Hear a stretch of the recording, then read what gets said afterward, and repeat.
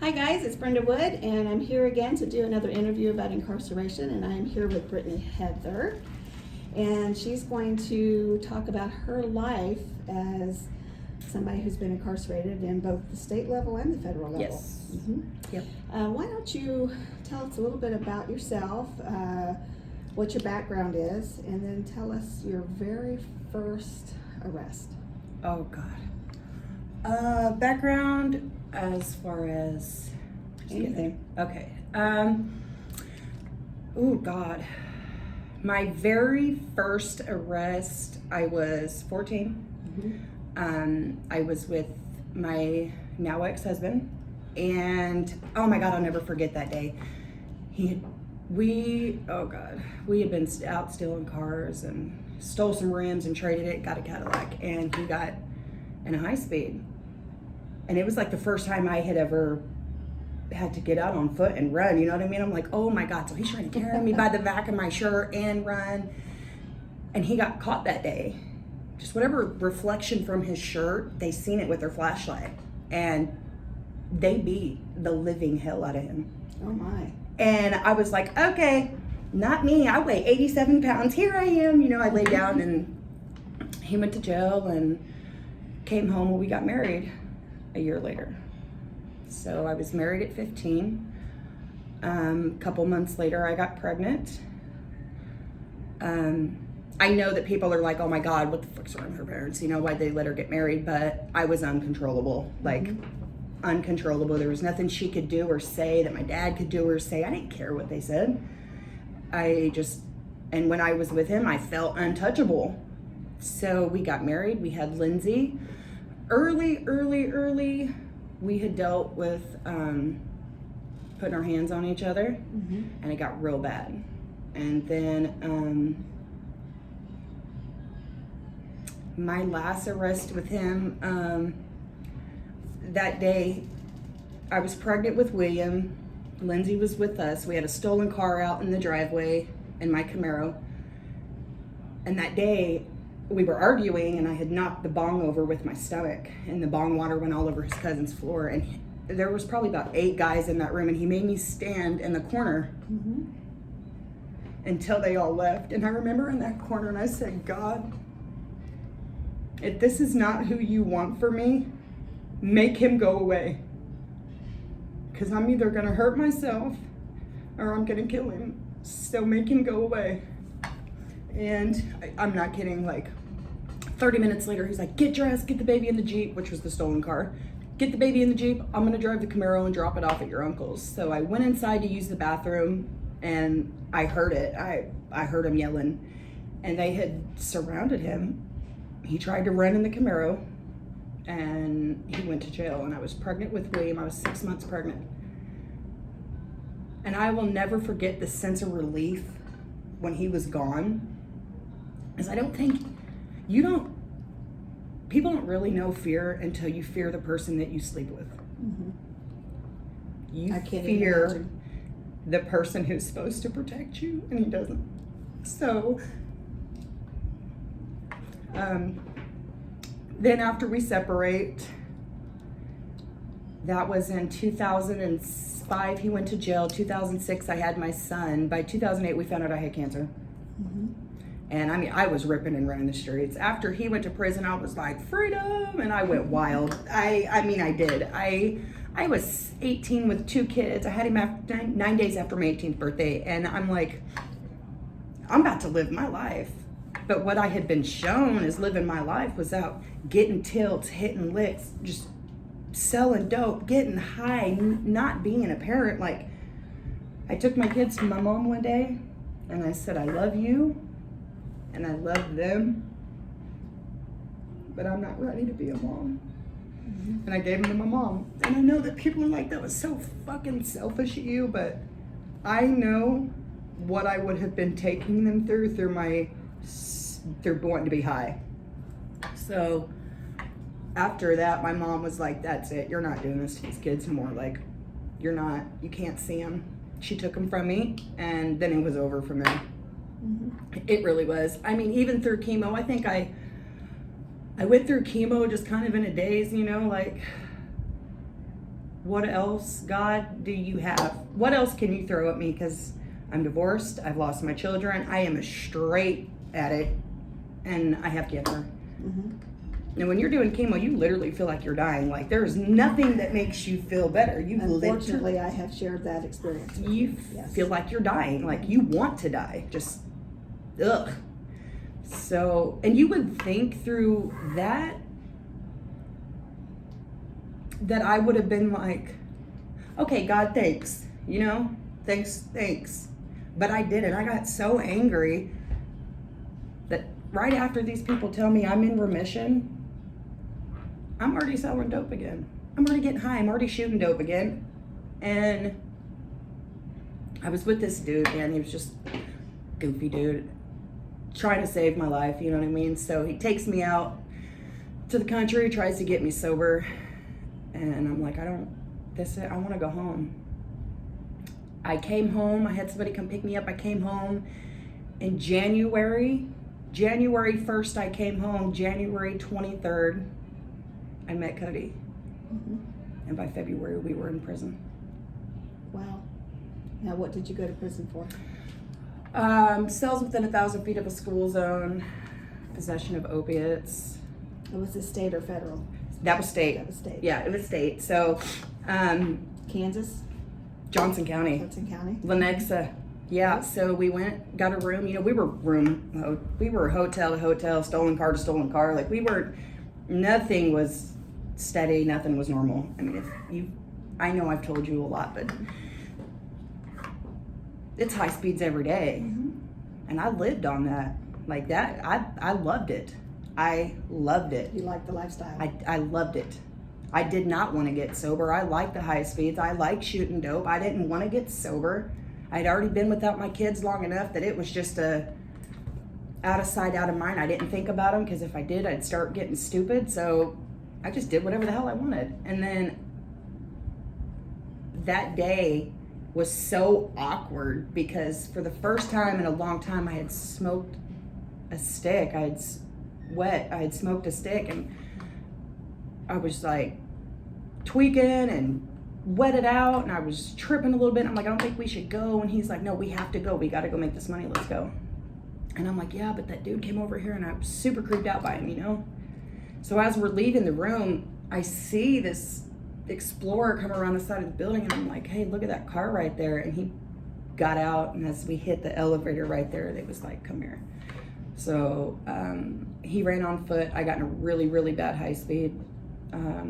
I tried to pull this lady out of her car. Thank God that her door was locked. If it wasn't locked, I would have been in way more trouble than I am. So I went to jail. He went to jail.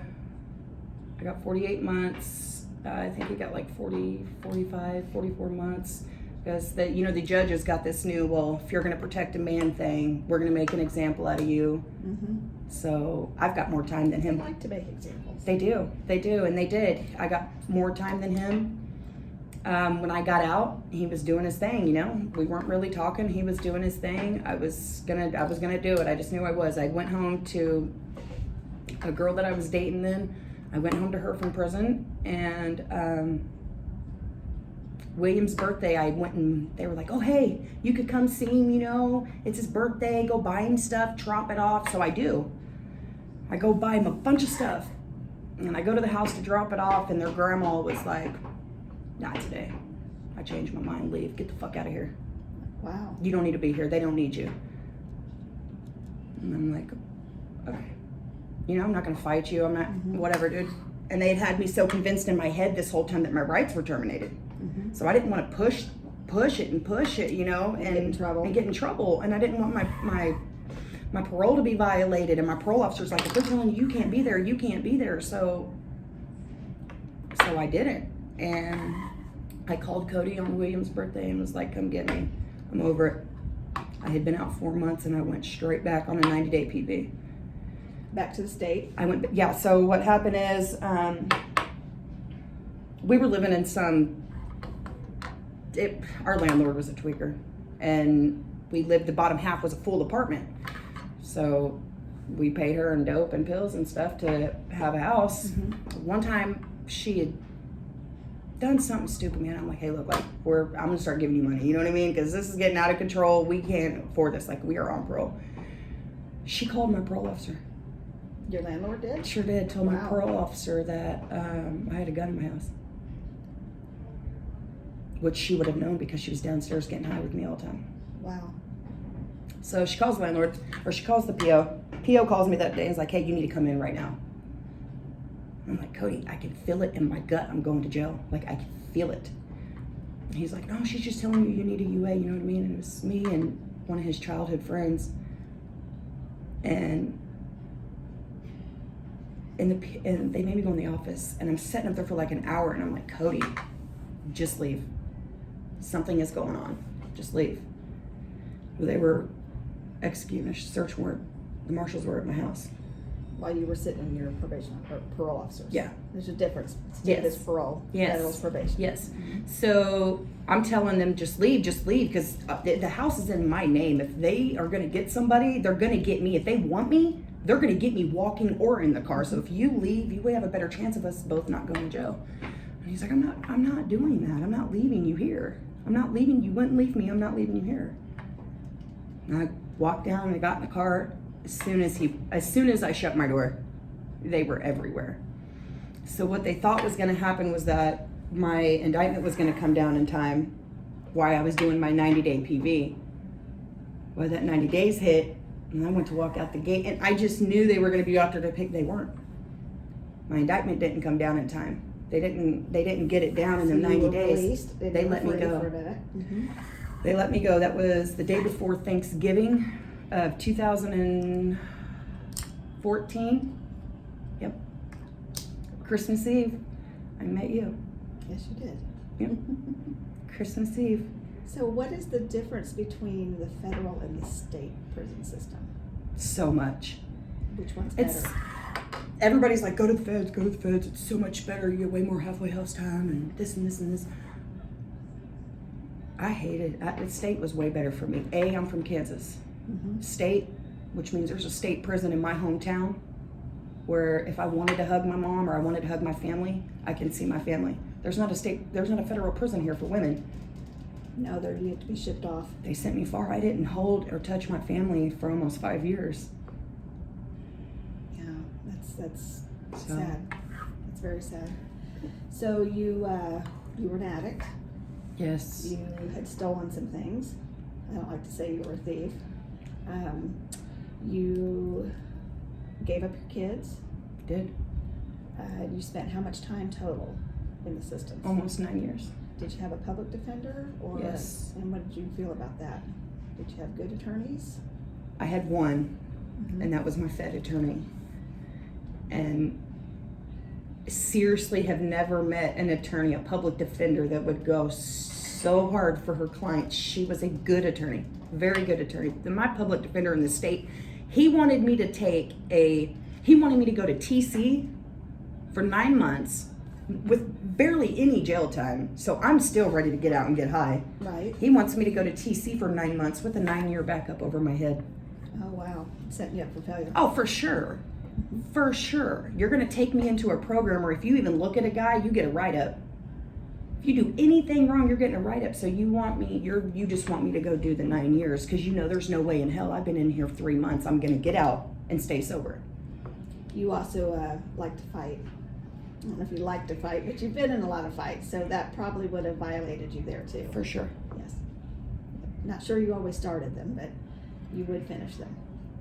I tried to get better. You What- tried yes. to help me. You did. What was your feelings when you just got out of the state and now you're going into the feds? What were your thoughts back to back like that? What was going through your mind now? The first time, you hit that where you're just like, F everybody, this is everybody's fault but mine. But man, when I went to jail the second time, I'm not even lying to you, Brenda, I was so ready to go back to prison. I could not wait. Why? Because I had 4 months out. When I got out, my whole hometown had been like flattened and rebuilt. Oh wow. Everything, was the new. Legends was here when I got out of prison. Mm-hmm. The Kansas Speedway, all this stuff was up and running and a big thing when I got out. And I'm like, man, I don't even feel like I belong here. I don't even feel like home, you know? You felt like you were walking out to another country. Yes, and I got out there, and I also got out to being with a woman, which was its whole yeah, that was its whole open basket of wounds there for her and I, because I wasn't ready to be with nobody, and I did her really bad. And she ended up overdosing while I was in the feds. Is she okay now? She died. Oh, she did die. She did. Okay. Well, I'm sorry to hear that. She did. Did you see a lot of that with drug use? Oh my God. Oh yeah. Mm-hmm. Oh yeah. Oh yeah. I've done it myself. What was that experience like? You can't explain that to nobody. I can't explain that to you. It's crazy. Mm-hmm. When they hit you with the Narcan, I can't explain that to you. It's crazy. But I do remember that when I overdosed, it was the last time my mom let me see my kids. I was freaking out, and I could feel it happening. I'm like, somebody get my mom home right now. And we were right down the street. And he walked me up to my mom's steps. It was my homeboy. And he walked me up to mom's steps, and he was beating on my mom's door. My mom opened the door, and I watched Lindsay run around the couch.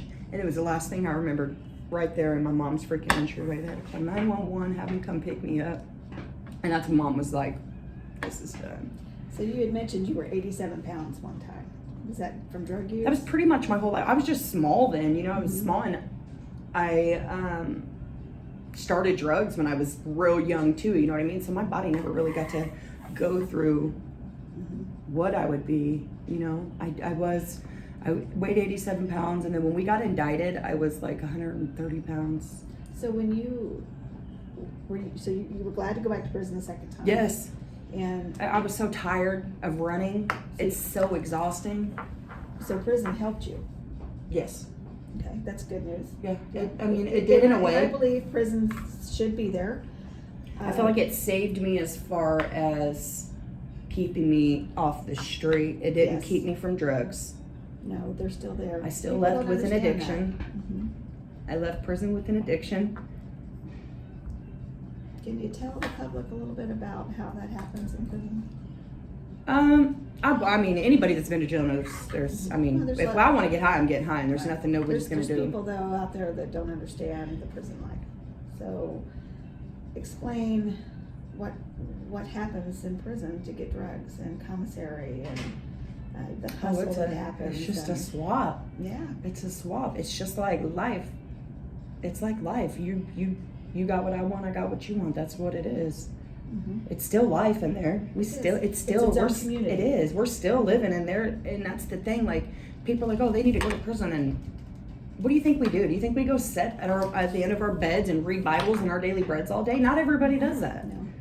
Not everybody does that. I do my time how I need to do my time to get through it and get home. That's it. How much time did you do total with both state and federal? Almost 9 years. 9 years. So With 4 months out. So the first thing you do when you get out now, what happens? The second time. Second time I got out, once again, was not with Cody.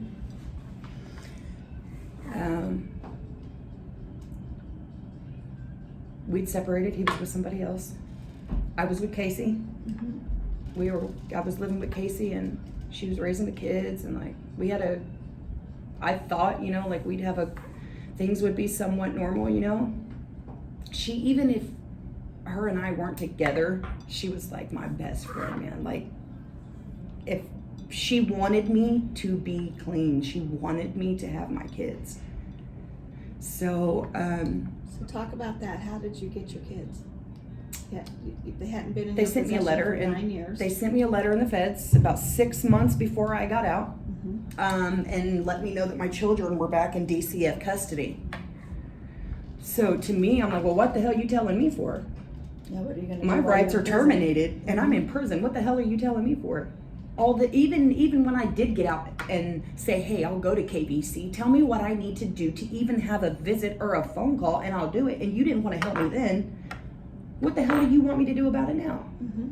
So in this letter, they proceed to tell me that the home that my children were in, the paternal grandparent had 4 different types of drugs in her system. So she was so spun child out. services isn't necessarily a great place for kids. No. I mean, but this is the grandparent that says, hey, we want you to foster these kids. Well, the grandparent ain't always the healthy choice. Right. So that's where they're at. See, my mom, I love her to death, man, but she's so sneaky sometimes. So my mom goes over there. Lindsay had snuck and text, she's almost 17 now. Lindsay had snuck and text my mom and said, hey,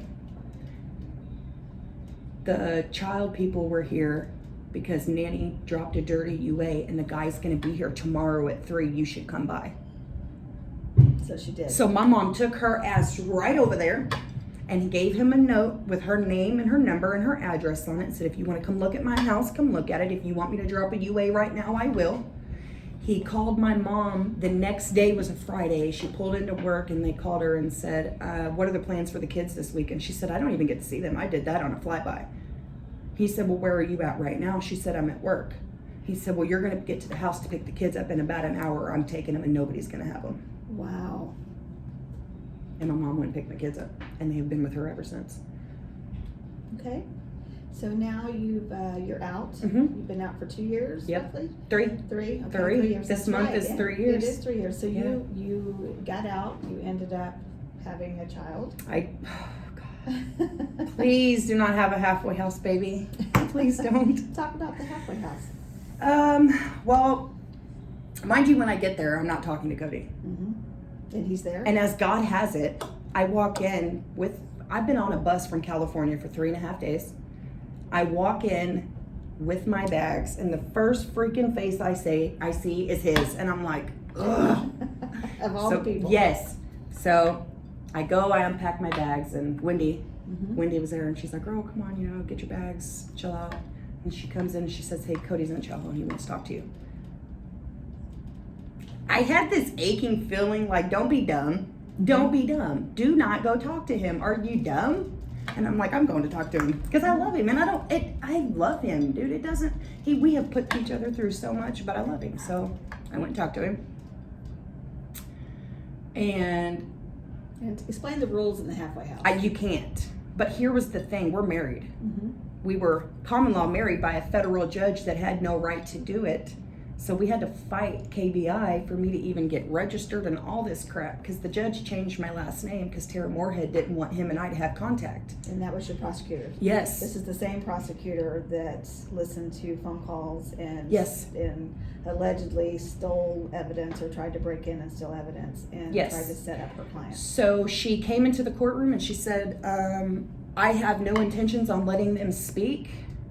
And I don't know if you've ever met my mother-in-law, but she is my husband times a million. She's very bold. She's going to say what she has to say.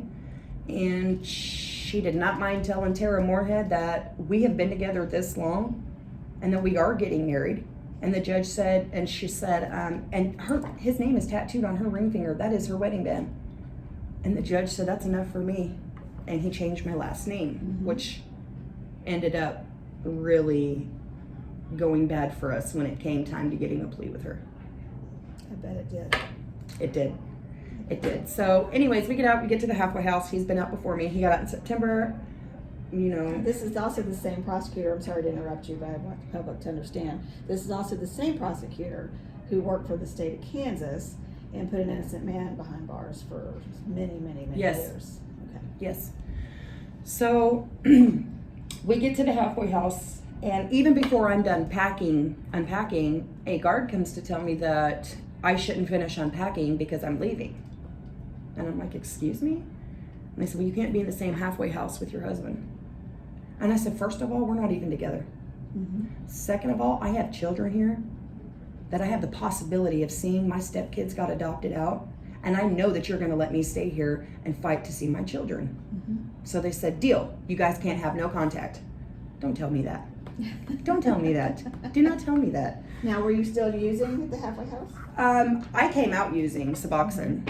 I started using it in prison. I did. And really, it was just something to chill, get high, have fun. But when I came out, I was like, well, damn, it makes me not even want to think about doing dope. So that's got to be good, right? I mean, it's got to be good if I don't want to go do some dope and freaking be stupid. So that has to be a good thing. Well, it's 3 years later, and I'm just now off of it. So we were sneaking around at the halfway house. We were, for sure. We were sneaking around. And I got pregnant with Harmony and had to hide it the whole time so I didn't get violated for being out of bounds and with somebody I wasn't supposed to be around. So that to this day, and I'm off parole now so I can say it, Harmony is Cody's baby. We had to tell the PO and the entire staff at CCA that I had a one-night stand with somebody from Jose Peppers where I worked, because if she was his, they were going to violate both of us for being out of bounds and being around a felon. And if you would have been violated, we would have went back. It starts over. Yeah. Whatever they choose. Whatever they choose. There's not a set date. Like if I violate on an 18-month sentence in state, 18-month sentence, that's what you violate on. If you violate on that in the feds, they're like, oh, here's 18 months. Well, hell, here's another 12 months and, oh, wait, let's add these months too. Like, what are you helping? Yeah. What are you doing? Was there any rehabilitation for you in prison? Was there any classes? Oh, yeah, there's a lot of classes, but did they help? To get my kids back, yeah. That's good. That's about it. Mm-hmm. To get my kids back, yeah. What about somebody who's going to come into the workforce? Oh, yeah, jobs are lining up straight out of CCA to hire all 20 of us felons with tattoos on our faces. You know what I mean? Nobody wants to give you a job. I'm in a man's workforce because I know that I can get a job. I know I can. I install garage doors by myself. What about living? Do you have to say you're a felon on your application? And I don't. How hard? No. I'm in a man's workforce. I'm not telling you that. It's not your business. If you want to dig and you want to find it, go ahead. But I'm not on parole, and I'm not obligated to tell you that anymore. Okay. And I don't. For somebody who is going to play by the rules, you have to. Because if your parole officer finds out that you didn't, you're going back. Mm-hmm. It's a violation. How hard is it for the average person that maybe doesn't have the mindset or the strength or the will to come out of prison with not a whole lot of help to find a job? There's not none of that. They're going back. Yeah. There's not none of that. They're going back. And let's go back to prison. What's it like when you don't have money on your books? Oh, you're either. See, girls' prison's different than guys. See, I can't speak for the men. I can't speak for how they do it. But a broke female in prison because she's always with the cutest person on the compound. You know what I mean? And that's who's taking care of them. Like girls will boo up to be taken care of. Girls will trick the shit out of themselves all day to have what they need. Or they'll draw, they'll paint. I'm not beneath it. I have washed people's laundry. Mm-hmm. I have ironed people's clothes. Done some shit I wasn't supposed to. I've tattooed. I've done a lot of things to do what I need to take care of myself. But I can fortunately say, my first bid, I had nobody. I was with the same girl the whole time I was there. I was with her the whole time that I was there, and she took care of me. She really did. She took care of my kids. She sent money to my kids. Mm-hmm. Her family did. Her family went and seen my kids. This one here, his mom was so pissed off with the way that they did our indictment. That woman never, not one time, she did not answer the phone. She sent me a letter every week. She emailed me almost every day, and she sent me money every week. So I didn't have to. Makes a big difference. I did not have to do all the extra stuff that I had to do. I did it because I wanted to. There were times that she couldn't. There were times that I struggled. There were times I couldn't send an email, make a phone call, buy a soup. There were times I went to commissary and I bought 4 soups, splitting things in half and ate them like that. I'm not saying that my whole bid was good, but when people don't have somebody, being in prison is like you are essentially in a cage, but you're in a cage in your mind, and you spend 24/7 mind screwing yourself. What you could have done different. What am I going to do when I get out? What am I going to do in here? How am I going to make this move? How am I going to? And it sucks because you think about that stuff in the very beginning and at the very end before you get out, because everything in between you're not thinking about out here. Yeah. So once you got out, would you say you're the same person? As when I got out? No, just in general, from when you went in, your whole history. No. Are you the same person now that you were then? No. Talk to me about that. I'm fucked up. Okay.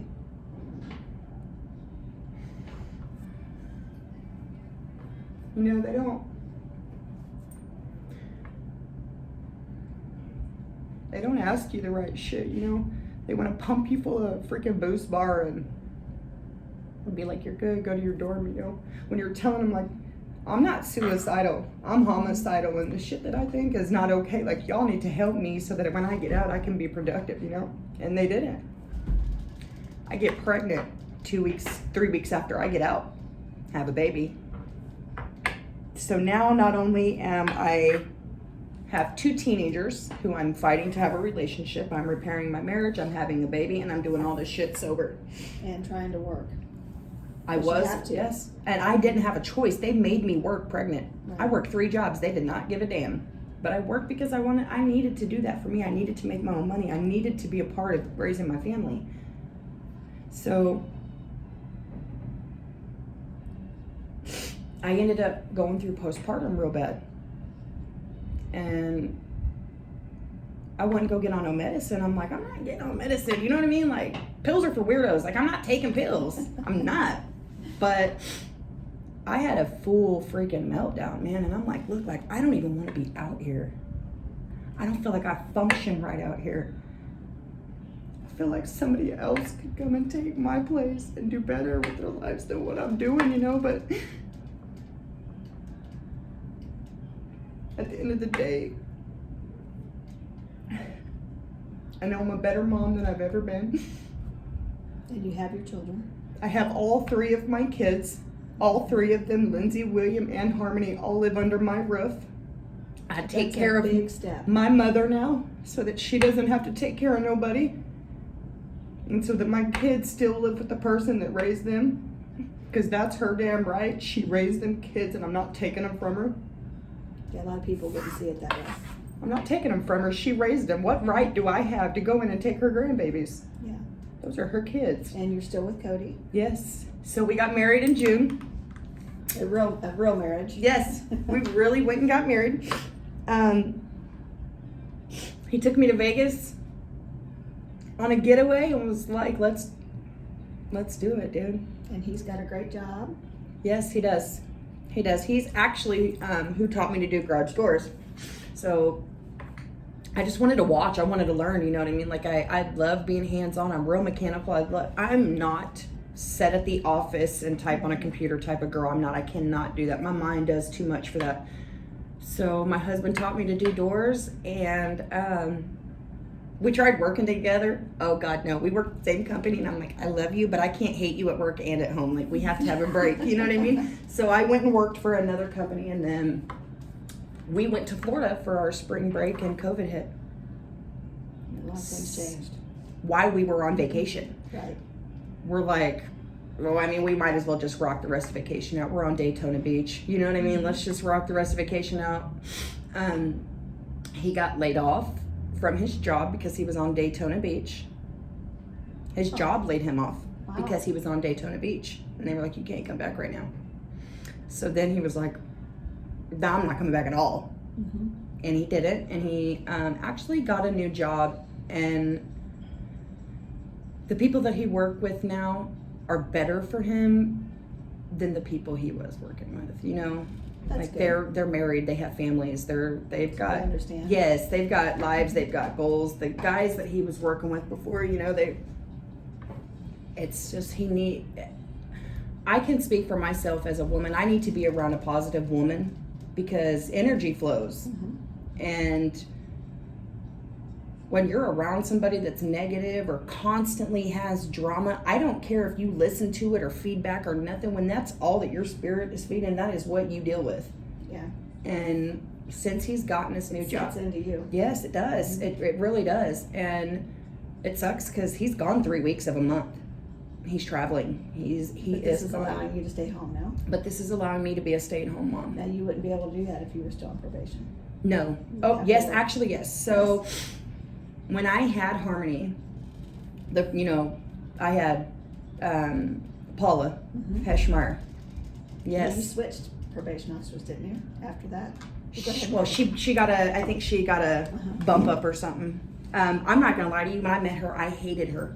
I cursed that lady so many bad ways. Oh God, I'm so glad none of that stuff happened to her. Let me tell you about this lady. I hated her. But she made me freaking fight. Mm-hmm. My husband, before he was my husband, got to go home to my children and live in that house before I did because she believed that I was the one that brought him down. And she made me live in a residence with Casey and do it myself without him, without my kids, and without my mom. So when I finally got to go home, nobody could tell me that, hey, that wouldn't have happened. Right. That wouldn't have happened if it wasn't for me. No, I did that myself. I fought. So it was very positive. Yes, I fought. I got home. This lady, on her own, made sure my kids had Christmas. Mm-hmm. Made sure she stayed in contact with KBC to tell them how freaking good I was doing so that I got my kids back. Made sure I got a good parole officer when she got her raise, when she moved to wherever she did. She got me an amazing new parole officer. And then Melissa, the one that's over everybody up there, Goldsmith or whatever her last name is, she actually came and did my last visit. So you would say she was a positive influence in your life? Yes. Now are they all like that? Hell no. Oh no. Mm-hmm. Oh no. What would you say the majority of them are like? Oh my God. Look, I tell you what, the one that I had for state, man, if my hair was wore wrong, this dude was trying to violate me. They don't want to see you succeed. No. There's too much money in it. Yes. There's where I was too gonna go. It is a much money in it. corporation. Yes. There's too much money in keeping me in prison. Do you feel that you're just a number when you were there For sure. and nothing else mattered? For sure. What about the health care? Okay, so like I told you, I had cancer 2008 to 2009. I got told that the night before my flight, I got in a fight. And because her and I were designated to the same place, CCA took it upon themselves to not put me on my flight. And then I sat there for another 3 months. And they came up with the excuse. They told me that my flight was, get ready, my flight was coming. And they sent me to Carswell. And the only excuse they had was because I had cancer. Wow. So I go to a hospital, essentially, that is full of child molesters and people that are freaking ill because I have cancer. And mind you, this is 2015. Yeah, so there's no programs there for you to help better yourself. What the hell is going to help me? I'm not Right. a child molester and I don't have cancer no more. What are you doing for me here? So I kept fighting. I could not take it. And then a girl that I worked with, I got pictures on my desk of my kids, you know what I mean? Because I was the only one that had been working down in the hospital. I worked down where people came and got their labs What drawn. was your pay? Oh, I made like $5 a month. Could you support yourself on that? No, hell no. And they don't supply hygiene. No, they don't. No. 3 hots and a cot. Yeah. That's about it. Yeah, that is how that goes. You better pray to God somebody likes you enough to give you a bar of soap, or you better hustle for it. And I will. I will not have hygiene. So they made me sit there 6 months in this facility, doing nothing, every day at their door, every day. Can we please fill my paperwork out so that I can get transferred? I'm literally freaking begging you. They got me, warden came down. What's the big deal? What's the issue? Why do you want to leave here so bad? And I said, you know At what? least you got the warden. Why don't you do this? Why don't you lay down every night with the images of your head of you being raped or molested, and then go set your ass in a penitentiary full of people who do that? Yeah. And tell me that you do not get in a rage every day. Yeah, it was not a good environment for you. I So- was shipped out the next day. That's good. He shipped me to Dublin. Now you have, you've been a victim of molestation. Yes, 9 years old. You've been a survivor of cancer. Yep. A survivor of being incarcerated for 9 years. Yep. A survivor of being without your family and then pulling it all back together. Yes. And so I would say that you're very good at survival. And now that you're at this point, what's your life like now? Other than, I know you said your mind's a little messed up. You know what's crazy is it almost blows my mind that I don't walk around every day skipping. Mm-hmm. For real. What about all of them that are still in there? Yeah. Who are freaking innocent? Or not guilty of all the charges they got charged with. Or not guilty of everything they were charged with? Mm-hmm. Who are not getting out? They're not ever getting out. So there's no consistency in the sentences. Oh my God, no. Yeah. So I feel guilty that I don't walk around so happy every day. Do you think that's because you had a good attorney the second time around? No, it's because my husband pled guilty. Mm-hmm. So let me tell you what they did. My indictment. So that day when they kicked the house in, everything's in my name. It's my apartment. We couldn't live together because we were both on parole. He was Right. paroled to his mom's. I was paroled to myself. So when they wrote the indictment was wrote, felon in possession of a firearm and aiding and abetting a felon in possession of a firearm. Those were the two charges we both had. So you basically had 2 gun charges. Yeah. Mm-hmm. So how they wrote it was if he pled guilty, then I was aiding and abetting him. And if I pled guilty to the firearm, then he was aiding and abetting me. Right. So they made There sure was no winning. 2 people went to prison over the same gun. 2 people went to prison over 1 gun. Mm-hmm. The spring had shot, he was high, cleaning it, and the spring shot out of it and he lost it. So there was no spring in the gun. The gun was At the time they completely- found it, there was no spring in the gun. Yes, it was completely disassembled, but because there were bullets in the safe, they were like, oh, okay, yeah, this is dangerous. This is bad. This is all bad. So And they wanted me to tell them that it was his. So the day they came and swabbed my mouth for the DNA on the gun, they were like, are you sure you just in this all right now? You know, we know it's his. And I'm like, look, he don't even carry a gun. Do you see how that? I love my husband. He's tall and skinny. I'm like, look, have you seen him? Like, he's not carrying a gun. Mm-hmm. He doesn't need to. I mean, dude can fight, but he doesn't carry a gun. Like, he can handle himself. You know what I mean? Straight lied to these people. So they took that and used that against me for protecting him. Mm-hmm. So when I got sentenced that day, my first plea was like 13 years. He would have won at trial. If he would have taken it to trial, he would have won. His DNA was nowhere. His name was not, nobody's DNA got mixed on it because the friend that was with him in the car Mm-hmm. had just got done trying to see if he could find the spring to put it back together. So his DNA was all over it. So they said there was 2 male, 1 female DNA. Neither one of our DNA was on it. He would have won. It would have been mine because it was in my house. What made him plead? So they came to him and they were like, look, she's getting 13. You could probably win at trial. More than likely you'll win at trial, but we will make sure she does 13 years. And he was like, what? I'm telling you it's mine. Like, I'm telling you that it is mine. And I remember thinking 13 years. So Dude, he like, was willing to go back to prison so you didn't have to do Yes. as much time. but they wouldn't do it. They wouldn't do it. He's like, okay, well, she's getting more time than you, period, because she won't say nothing. So, and then in 2010, when we had gotten that very first trouble, I had got 2 counts of assault on a law enforcement officer trying to get him into the car. Mm-hmm. So that made my case worse. But when we got sentenced, he got like 45 or 42 months, and I got 48. So do you feel that life is behind you now? There's no way in hell.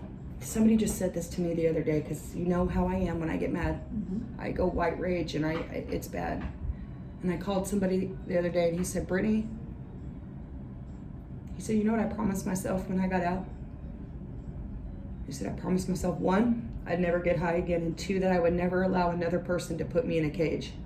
Mm-hmm. And it kind of, you know, he's right. It resonated with you. Yeah. Well, you probably don't want to jeopardize the relationship with your children now. Yeah. How did it affect them? My son deals with some anger. Mm-hmm. He does deal with some anger. My daughter dealt with stress and depression eating. So she has gastric bypass tomorrow. Mm-hmm. Oh, excuse me, So she has gastric bypass tomorrow, and she's my bestie, man. That's good. She is. She's freaking perfect. So what are your plans now for the future? So I am local 101 starting union. Mm-hmm. March my apprenticeship should be starting. Heavy machinery operating. You are drug free. Yes, all the way off Suboxone and everything, all the way. Yeah. So the life of an addict is behind you. I guess once an addict, always an addict. Once an addict, always an addict. How hard is that struggle? It's not bad till I get bored. It's not like, oh, I want to go shoot some dope. It's like I'm bored as hell and want something to do. So my husband, he's so freaking amazing, dude. Cody has done so well. We're trying to make sure that my mind is occupied and that I'm staying on my feet. What advice could you give to felons right now coming out? Stop trying to please everybody around you. Mm-hmm. Elaborate. Moms, dads, kids, anybody that you let down, stop trying to please them. Because it gets your mind so wrapped up in, okay, well, I made her happy, but now he's not happy, and now that he's not happy, she's not happy. You know what I mean? You can't do that. When you were in prison, you didn't have none of them. That's true. Just you. Just yourself. And I'm not being messed up, but half them people weren't even there for you when you were in prison. So why the hell do you care what they think about you right now? That's a very true statement. If they didn't send you a postcard, call and check on your children, then what they think or what they're doing is irrelevant. I don't need to be a part of your life. It don't matter. Mm-hmm. It don't matter. Your opinion to me does not matter. And it took me a long time to get there. I mean, until just very recently. Well, my advice to any felon out there is that you have a value, you have a worth, and you can do it. And do not let anybody else control your thoughts and your actions, that you are your own individual. And if you believe you can do it, then you can do it. And I would also have to say that I've seen such a change in you. You were so angry and so hateful and so mean, and I don't see that Britney anymore. And I think that is a big improvement. When you carry, listen, I put this quote on Facebook the other day, and it said, heal what is broken before you bleed on those who did not cut you. And that is so very serious. That ex-wife, that ex-husband, that man who beat you, that man who raped you, that woman who robbed you, that wife who cheated. That, if you keep holding all of that, you are going to be so bitter, and you're going to take it out on everybody around you. You got to remember this one thing. Nobody put you in prison. You did. Mm-hmm. There may have been circumstances that had your head so screwed up that that's what you did, but nobody put you in prison. I put myself in prison, period. I know I did. But it's like I blamed everybody around me, because you could have been a better dad. You could have been a better mom. You could have not let me marry that man when I was 15 years old and protected me, but you did it. Mm-hmm. But there's a reason for that. And my story is different than everybody else's. And I just have to take that and not mind screw yourself. That's the thing, is right here. My husband tells me this every day. It's all mental, baby. It's all mental. Mm-hmm. Everything's your head. Does he seem to be dealing pretty well? He's so amazing, Brenda. That's good. He is so amazing. Oh my God. As a woman who has been in a very physically abusive relationship and dealt with all the shit that I dealt with growing up, I pray to God that any woman that has been through that finds somebody like my husband, because he is awesome. And That's good. he has had to heal a lot of stuff that he did not break, and he is doing awesome at it. That's good. Well, we will wind this up. Is there good. anything you would like to say before we shut the camera off? Don't give up. Please don't give up. I promise you, I know right now, if you're like a week of getting out and you're still stuck in the halfway house and you're waiting on somebody to bring you clothes, or waiting on somebody to give you a right. Stop waiting on anybody to do anything for you. Get a bus pass, go get a job. Don't count on nobody, do it for you. So then at the end of the day, when you get it, when you achieve what your goals are, nobody can say they did it but you. That's a very good advice to give. All right, well, thanks for watching.